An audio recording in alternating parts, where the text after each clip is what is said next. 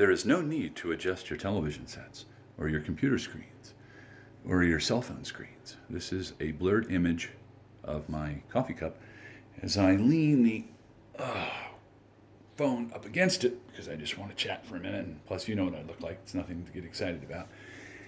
You know, I was talking with my guy, Dwayne, in the basement. And, we come from two different worlds. We're not too far apart in age. He's mid-40s. But,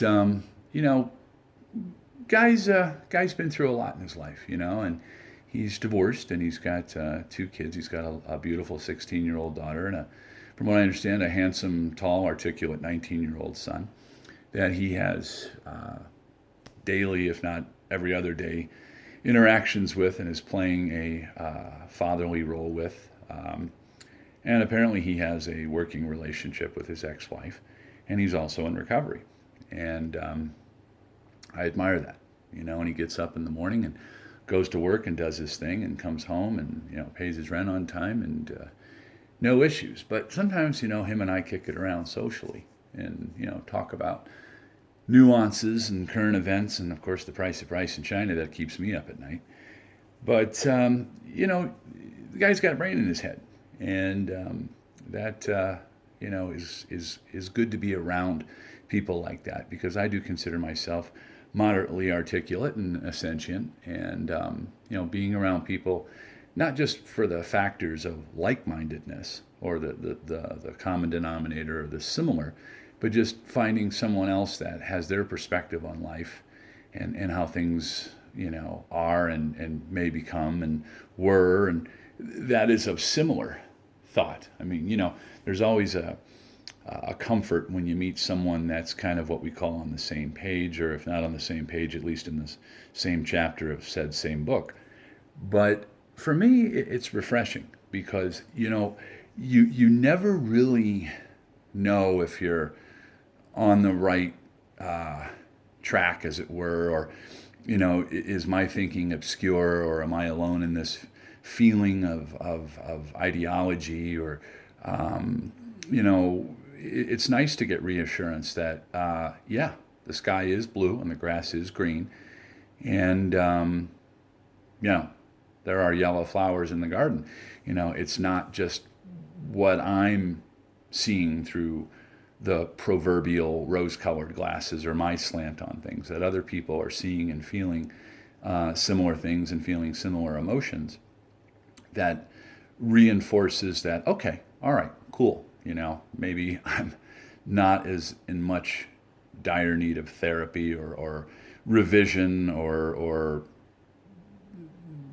tutelage, that, I'm doing okay. And I'm not saying that everything I talk about or I feel or everything is correct and is, rule one. I mean, I think there's always room for interpretation, and, two heads can be better than one, and sometimes three heads can be better than two. But, you start seeing patterns and things, and you can formulate decisions and conclusions based on that. And it's helpful to see other people who are feeling similar feelings and all, because it does remind you that, you truly aren't alone, and that there may be really something going on. And it may give reason to pause to cause, pause for the cause, as they say. So him and I were just kind of throwing around some things over coffee this morning. And we were broaching on the coronavirus, and he says to me, hey, Scott, do you know anybody, or directly or indirectly, that's been affected by the coronavirus? And I said, not at all. And he says, neither do I.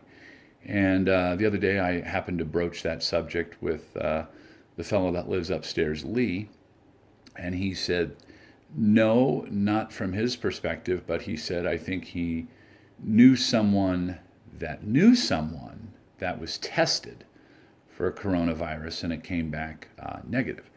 So I think, okay, there's a guy upstairs and there's me and there's a guy in the basement. Now there's only three of us, but between the three of us and our associations, online and in person, none of us know anybody who's been directly affected with this virus in any way, shape, or form.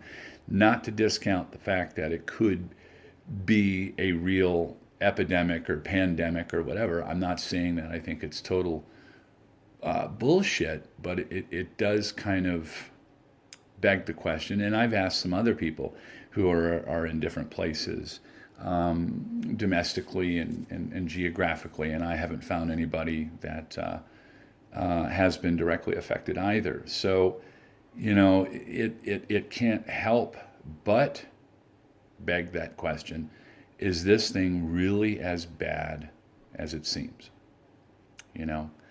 I mean, I could broach on 9/11 and what I've always felt about it, but I'm not going to. But I think, anytime we look at something that's in current events, whether it's nationally or globally, it always has a tendency to be far-fetched or exaggerated or blown out of proportion. It's never manageable or feasible. It's always the glass is half empty. It's never half full. Again, we talk about how many lives allegedly have been lost to this virus, but we're not really making any mention of how many lives that have been saved via early detection or what have you. I mean, it's always, and the death toll, because that sells newspapers. That tunes you in. We don't want to hear about the survival rate. We don't want to hear truly the optimistic, because I think most of us live pessimistically and negatively rather than positively. And maybe in some subliminal way, it makes us feel better about ourselves to hear the bad news because, hey, cool, well, this bad news isn't directly affecting me, so I'm better off than you, But I've always felt that we need to accentuate more on the positive things that are going on and report those things that are positive in truthful time and in truthful respects, okay? Not just...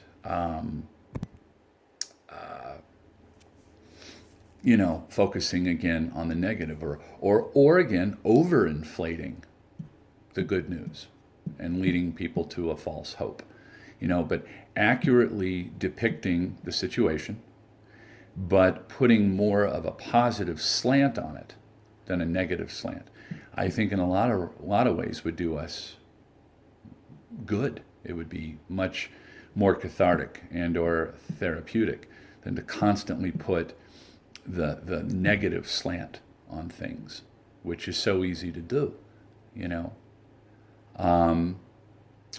But it is nice to have someone in the house that I can talk about some things that I'm thinking about and feeling and going through, and they feel, of course, they can do that comfortably with me as well. My mantra always has been, when you come to my house, please leave your shoes at the door and your worries. Because when you're in my house, I want you to feel comfortable. I want things to be pleasant as possible. Things are clean and tidy and organized. It's a nice place to be. And the guy in the basement, he initially came early in February for a week, and he's been here now 2.5 months. The guy upstairs was on a month-to-month, and I've learned that he's moving out at the end of April, and he's going to be moving in with his son, who recently purchased a home. So I guess he's not quite ready to go home with mended fences to his wife of 35 years, which may be the smartest choice right now. Because you don't want to put yourself back into a situation where it's just going to quickly erode and get negative or get worse than it was before. But the guy upstairs is moving out at the end of April, and I've elected for the month of May, even though I could use the bread, that I'm going to leave that room just clean and vacant, because I would like to have the second floor, all to myself again. And but I think Dwayne is going to continue for at least a while to stay in the basement, and he has his own floor, and he's comfortable down there, and I think that will work out just fine. But like I said, I can't stress enough how great these two guys have been, and they're 15 years apart in age. One's 45 and one's 60, and they come from two entirely different ideologies and backgrounds, but we all work together very well in a household, and I'm kind of in the middle between them in age. And we've all been married or are married, and we've all had children and raised them, and we have some common denominators, but the ebb and flow of the house has just been great. No one's pissing anybody off. Like I said, no one's stepping on anybody's dick, no one's eating anybody's food, no one's in anybody's way, nothing's getting broken or is missing. Everything works really well. So to you women out there, take a page from middle-aged to post-middle-aged men, that guys really can coexist and live in a house and achieve peace and harmony. I really doubt that a 45 and early 50 and a 60-year-old woman could live in a house and there isn't a lot of hair flying, a lot of hair burning. It's just whatever. Really, ladies, I think if you really want to make yourself attractive to a man, and not to go off on a tangent, don't worry about losing those 20 extra pounds. Just bring less drama to the crib, to the domestic side of things. And I think that moves mountains for men because, in my marriage, one of the things that my ex-wife was naturally good at and also subscribed to is she hated drama. If you want drama, go down to Redbox and rent one for 2 hours for $3 a night. You know what I mean? Don't bring the drama to the house.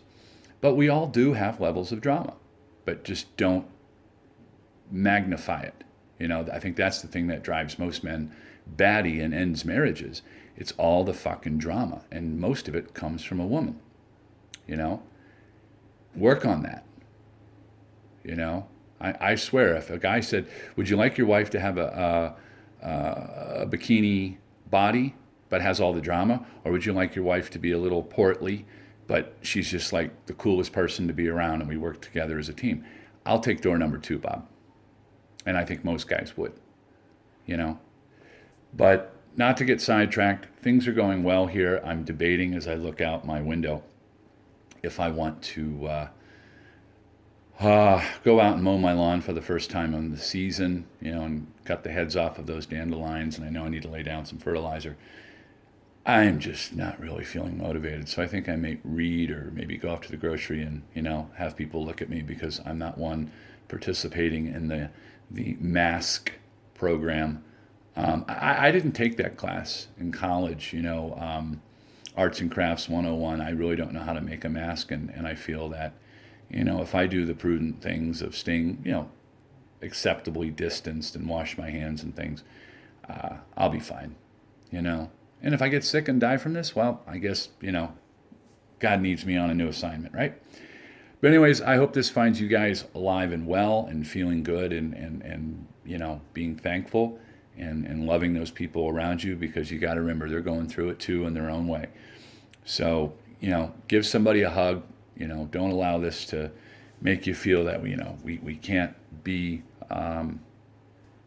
somewhat affectionate with one another. We just got to use common sense. But those that you are quarantined with, please don't drive them crazy. Leave the drama to the television, okay? And hang in there, because we're all in this together. And as I've said before, in closing, I love you very much. Just don't ask me why. Peace out.